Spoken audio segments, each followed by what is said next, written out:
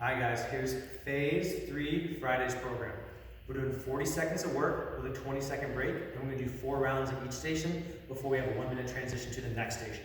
Station number 1 is gonna be Landmine Rotations. Big thing with Landmine Rotations that we find for people is they wanna use too much hip pressure out of it and use their hips to move instead of their core. So what we have is we'll have bars set up all along here, 35 pounds, 45-pound ones as we go. So hands up. Doesn't really matter which hand's on top or not, because we're going to go back and forth. One hand on top, one underneath. From here, I'm going to use my core bracelet, abs tight, glutes squeeze.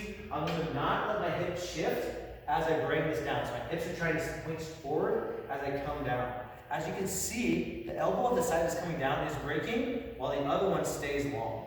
It's okay if they both stay long, but most people don't have the mobility to hold that position. So I find a little bend in that elbow is okay, long, coming back up. The key here is rotating with my core. You have to tell them to do that, otherwise they'll want to throw it up, right? So lighter is better. We find that 35 pounders and 45 pounders is all they really need. Anybody that goes heavier usually is using their hips. So control up, all the way to the other side, control back down, trying not to shift too much, back and forward, trying to get as long as possible as you come up over top. If people aren't feeling it, one of the best tips I can tell them is to squeeze their abs like they're about to take a punch and hold that ab position the whole time while they're doing it, and it'll make it 10 times harder.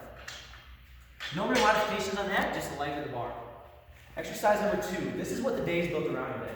The day is about doing a heavy goblet squat. So the first part with the heavy goblet squat, sometimes it becomes too challenging for people to hold a really heavy weight. In 40 seconds, they're not going to be able to go crazy heavy in terms of like 60, 80, 100 pounds because it's for 40 seconds. So there's going to be a lot less squats. So the way we're going to do is we're going to pick a pretty heavy weight, but we're going to use tempo today.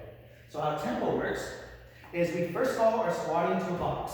I'm going to teach you different box styles here in a second, but we'll have different boxes out here for heights. We want everybody to squat to a box. No matter if they have really good natural depth squats or not, everybody's squatting to a box. We do have to adjust the height of the box based on the person squatting. We do want a taller person squatting to a higher box and a shorter person to a lower box. We are looking for that 90-degree position or a little bit below 90. We're not looking for a complete ass to grass position on this one. We're looking for, it's okay if they just hit 90, we just don't want to get above 90. So on this first one, goblet position is hands up here. I find that sometimes people find it easier if they hold it this way as well. Doesn't matter, it's however they want to hold it. From here, abs tight. I'm going to sit all the way down with 3 seconds. So it's going to be 1, 2, 3. Hold for a second, and back up. 1, 2, 3. Hold for a second, back. Okay? So we want to force them to sit down so they force themselves to lose momentum and then have to drive out with their legs and heels as they come up. For different heights of boxes, this guy here I think is about 12 inches, so that one can't change heights. From there though, these 2 white boxes are awesome because they can really adjust different heights throughout. So they have the same height as this box here, about a 12-inch box. Otherwise they can move to one side, you get a little bit higher, and then this is the tallest one, we flip it up for a different height there. So as you look at these knee positions here, yes, this highest box would be okay for me, but I am probably slightly here, my hip is slightly higher than my knee. So the better position would for me to turn the box over and get this position where I'm a lot more in line. This is probably the ideal position for me, because my knee and my hip are pretty in line here. It also allows me to go a little bit heavier. When I go deep into a deep position, it's almost too low for me to actually use in this stopping position to use my glutes to push me back out of it. I got to almost rock forward to get out of that. So that kind of tells you that some people, we don't want to go too low for your taller people, especially your males are probably the ones that's going to hit a lot. We don't want to get too low because for them, they're going to have to use momentum to get out instead of using their glutes just to stand up. So these boxes are super handy on that one. Our one modification would be, I think about 90% of people or 95% of people are going to be able to do this because we're slowing that squat pattern down. Yes, it's going to be hard for them to go all the way down and touch. That's okay. But we do have some people that might need a TRX squat. So I have a TRX set up over here for them to do our normal lean back, squat down, come back up. TRX squat in that position. Another modification I want to show real quick that I find, just in case we're out of boxes because we don't have as many boxes for this, is just in case we need to, we find that the blue pads can be a little handy too, because a blue pad can be put on the corner and cause to make a little bit taller height if we need to as well. You can stack multiple pads if you need, if you have something that's super tall, if these don't work out very well. All right, our third exercise, we're going to be into the wall.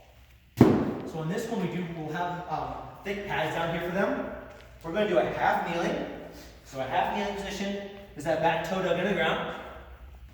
We're going to engage our core nice and tight, glute on this side, squeeze hard, 90-degree angle here.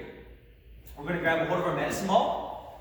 People are going to want to go really heavy on this one, but I recommend somewhere between a 6 to 12 pound at most, because you're going to be on one side of this body, and it's going to be for 40 seconds. So what I'm going to do is one arm, one side, on the side of the knee, or the knee that's up, we're going to be on the opposite side of that arm, pop. You see how I am rotating with my shoulders? It's not just a push, it's an upper body rotation. This knee's kind of staying in place. Drive.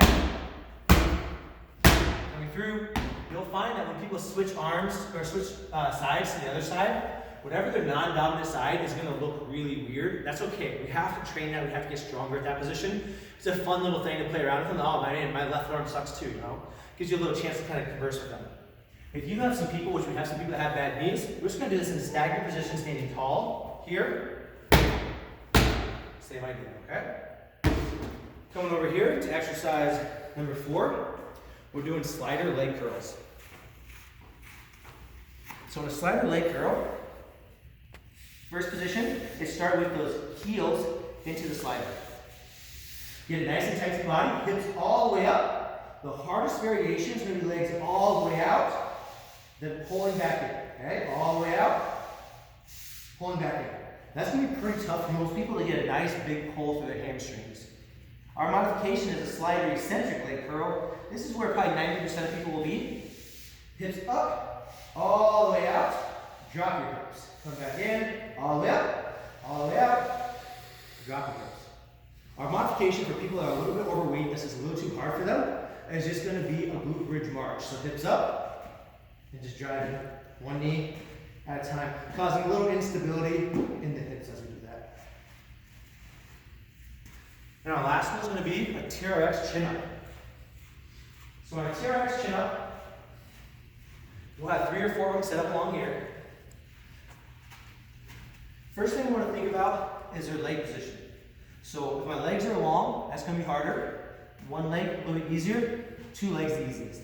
We are not allowing them to put their heels up above anymore, okay? That's just a little too hard on our boards and our walls. So this is the hardest variation we can do. If we have to get harder than that, we can always do a pull-up variation. But we won't worry about that in 40 seconds. So what we're going to do on this one, grab a hold. Eyes are going to be looking straight ahead. I almost like them to look their eyes all the way down at this carabiner thing. That allows us to actually force them to stay low. So my head looking down, eyes looking through, pulling up, squeezing my shoulder blades nice and tight.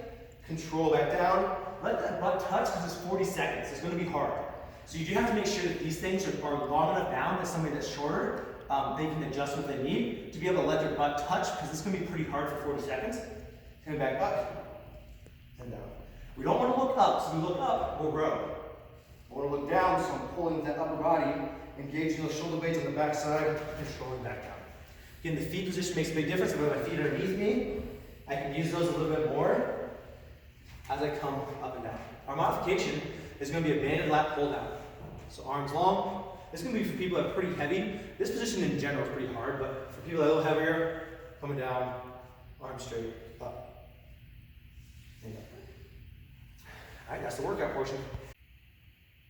All right, guys, so the finisher for Friday is going to be ascending reps again. It's going to be 3 minutes, and we're going to climb each round. So it's going to be 2, 2, 4, 4, 6, 6, 8, 8 for these 2 different exercises. We want to move quickly through these, and we want to get through a lot of rounds, but we also need each round to be challenging.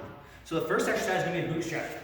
So in a bootstrapper position, elbows inside the knees, drive those hips all the way down, head up, then drive those hips all the way down, looking at the back of the heels. So up and down. Make it a little bit harder. We grab a hold of the weight. Most people can do this weighted, driving up and down in this position here, coming through. Okay? Let's follow over on that. Our third modification for that is going to be the easier variation. So body weight's going to be a little bit easier. Less weight's going to be harder. Our modification is going to be slams up and down. So on that one, we're going to do 2 of those exercises. We're going to pair that together with a weighted squat jump. So they can weight with their same one that they use for the bootstrap if they want. Squat. 2 of those. Or just 2 bodyweight squats, or squat jumps. or 2 body weight squats. And you can always do 2 TRX squats if they can't do that patient. And then we're gonna go to 4, 4, 6, 6, 8, 8, and just keep climbing for 3 minutes.